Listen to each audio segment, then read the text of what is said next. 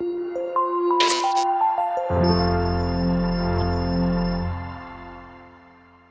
evening. Today we are going to discuss about the UPSC current affairs of 7th April 2021. So let's move on to the first topic of the day, flash floods. So what is flash floods? So actually this was in news because of the torrential rains in Indonesia, which almost took the life of 41 people and displaced thousands and many of the people. And also there were many landslides and flash floods in the Indonesian region. So what is flash floods? So actually the flash floods are defined as floods that occur within 6 hours of heavy rainfall or the another cause. Okay, so actually this is due to, and this occur within 6 hours of the heavy rainfall and also for the other causes. So these are highly localized events of short duration. However, flash floods can happen, sometimes can happen within minutes or just few hours of a heavy rain. So actually when we compare 2000 Chennai flood, so actually it was an urban flood. We can't compare with flash floods. So it is a partial, it's a mix of flash floods plus the urban flood in 2015 Chennai region. And also at present most of the Kerala regions such as Ernakulam, Kottayam, Alappuzha, all these regions are most probably facing the flash flood circumstances and flash flood causes.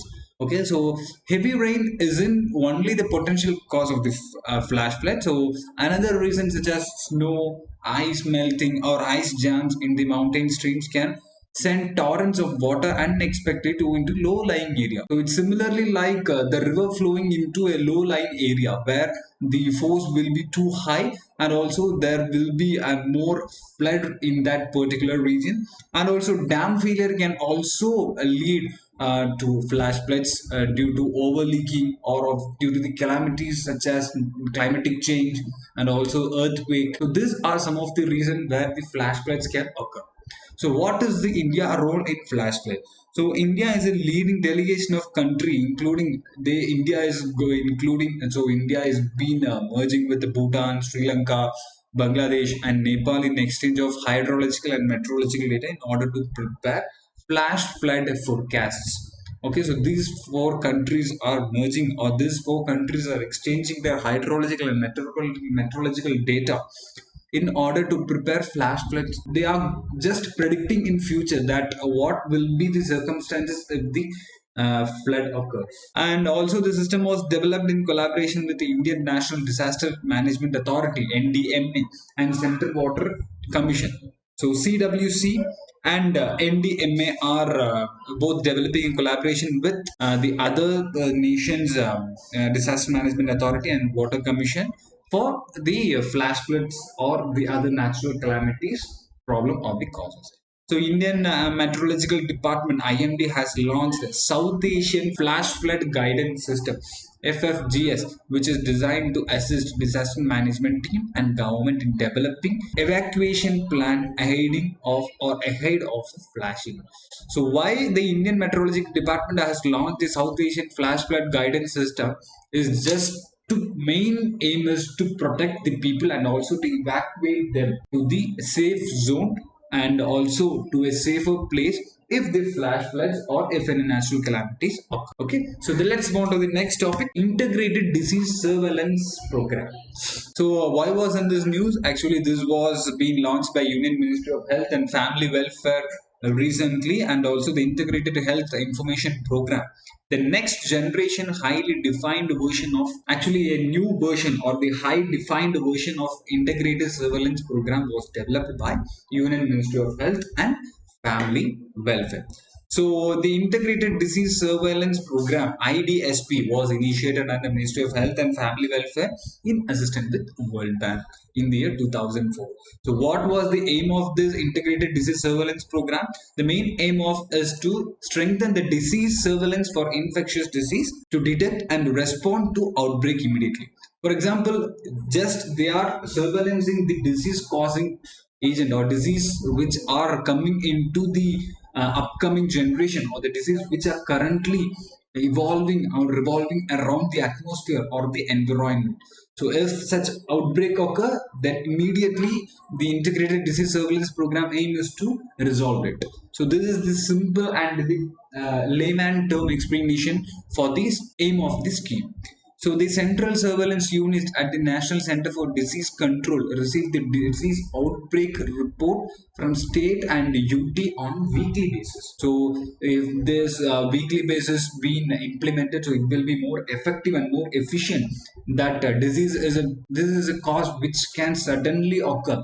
For example, in front of us we are having the COVID-19, which occurred in 2019 in Wuhan, China. So this is the one of the best example we can say. It was a sudden outbreak which became endemic, and but it is now being pandemic. It is being spread all around the globe. Okay, to strengthen and maintain decentralized laboratory-based IT-enabled disease surveillance system for epidemic prone disease, to monitor disease trends, to detect and respond to outbreak in early rising phase through trained rapid response team. Okay, so the main aim of integrated disease surveillance program is to monitor the recent trends, the developing trends, and to detect how to solve it, to manufacture the vaccination, to and also to know how we can predict the symptom, and to also know how can we meditate them with such an outbreak. How can we train them for the how can we be precautious for that particular disease, and also they are trained through RRTS. The RRTS means rapid response team. Okay, so integrated health information platform. So India is the first country in the world to adopt such an advanced disease surveillance system.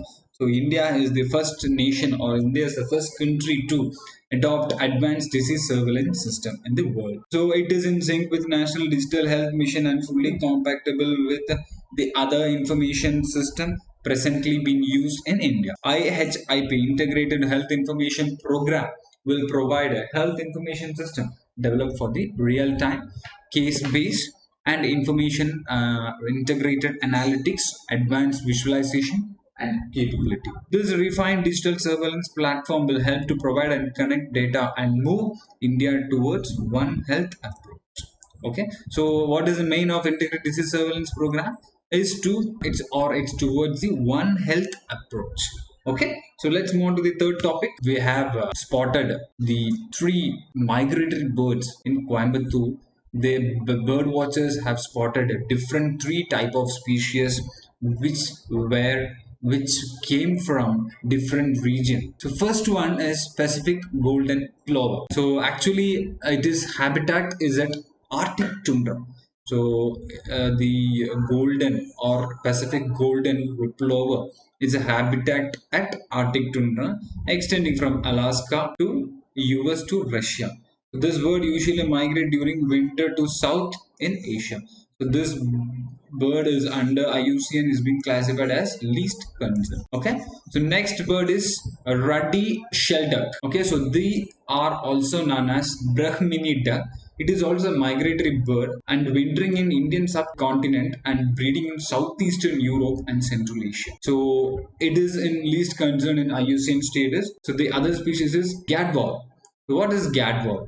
So the gadwall is being found extensively in North America and breeds in northern areas of Europe, across the Palearctic and Northern America, or the Central Northern. So these birds are rarely found in India.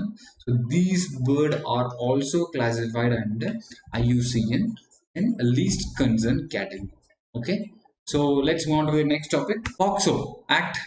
So POXO refers Protection of Children from Sexual Offence Act.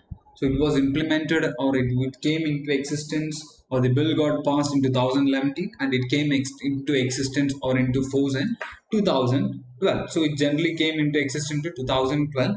So it is a first comprehensive law in the country specifically dealing with the child abuse or the sexual abuse of the children. Okay, so they are specifically for children, and that too specifically with sexual abuse. So under the act, any person below the age of 18 is being or is classified as a child. Okay, so next, the act increased the scope of reporting offences against children which were not earlierly covered under the IPC. These include aggravated penetrative sexual assault to include punishment for abuse by a person in position of a trust or a authority, including public servant, officers or the police officers, armed force management, staff of an education institution or a religious institution. So each district shall designate a sessions court to be a special court. In the special court, the case shall be moving further on, and also they also have given the time period for the trial, that is 1 year. The trial shall be held in camera in the presence of children or the child parent or a person trusted by the child. So the act also include penalty for the usage of child for the purpose of pornography or the abatement of an offense. Okay, so what was the recent amendment of 2019? So actually, this POXO got amended in 2019. The amendment was to enhance punishment under various sections of the act, including punishment for aggravative penetrative sexual assault to be increased to include death penalty. So 2019, the law included death penalty for the sexual abuse for the person who is abusing the child. Okay, so that too in the penetrative law. So if the child is being assaulted through penetrative assault, so they will be hanged or they will be given the death penalty. Okay, so the next amendment goes on. The important part of this bill is that it is gender neutral and creates no discrimination against children belonging to anyone. There won't be any discrimination in between the gender of different, such as transgender, trans men, male, female, child, male. There won't be any discrimination between the species or the gender. So there will be full of gender neutrality in this boxer. Okay, so let's move on to the last topic of the day. It's world deepest lakes. So it's obviously Lake Baikal. So it is to be considered as the world's deepest lake in the world. So the deepest lake is Baikal Lake. Okay, so why wasn't this news?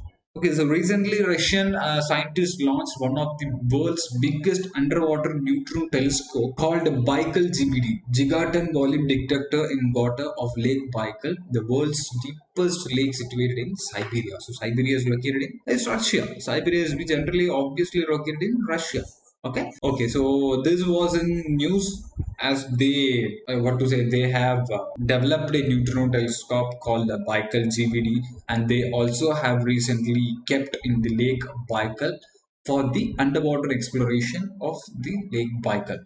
So what is this study? What is the neutrino study? Why it is being important? Studying the neutrino helps in understanding the origin of the universe, since some neutrinos were formed during the Big Bang and others continue to be formed as a result of supernova explosion or because of nuclear reaction in the sun. The Lake Baikal is one of the three largest neutrino detectors in the world, along with Ice Cube at the South Pole and the rest in Mediterranean Sea. And the third one obviously is Baikal GBD. So what are the three neutrino detectors in the world? So they are Baikal GBD, Ice Cube at the South Pole, and the Antares in the Mediterranean Sea. Okay, so this was in news as the Baikal GBD was used in the Lake Baikal to know or to study about the origin of the Earth or the origin of the universe. Okay, so I kindly request all of you to look in the map of the Lake Baikal. So it is not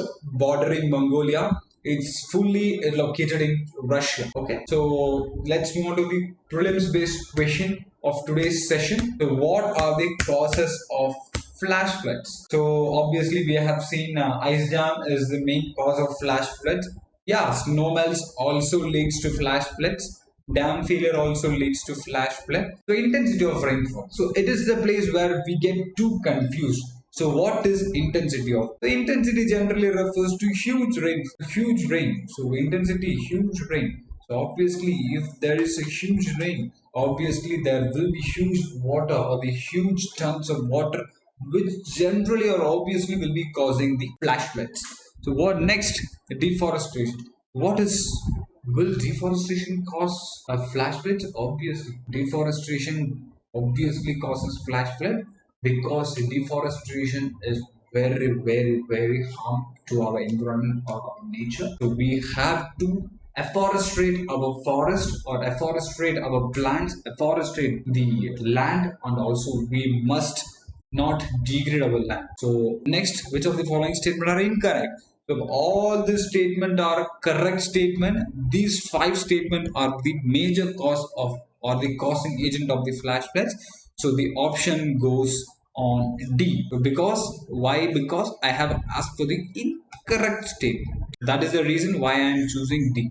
If they have asked for correct statement, the answer goes for 1, 2, 3, 4, and 5. Okay. So next question: integrated disease surveillance program is launched by. Obviously, integrated disease surveillance program is being launched by the Union Ministry of Health and Family Welfare. So this is the only probably ministry which can launch such type of initiatives such as a disease surveillance program. So let's look at the other ministry, finance ministry. There is no relationship between health and finance ministry. Ministry of Home Affairs. There is no relation between Ministry of Home Affairs. Ministry of Education. There is no such ministry at now. It is being implemented through NEP, National Education Policy.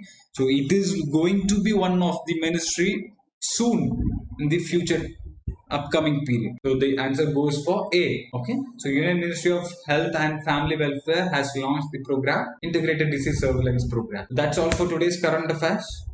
Hope you enjoyed the video. Thank you and bye.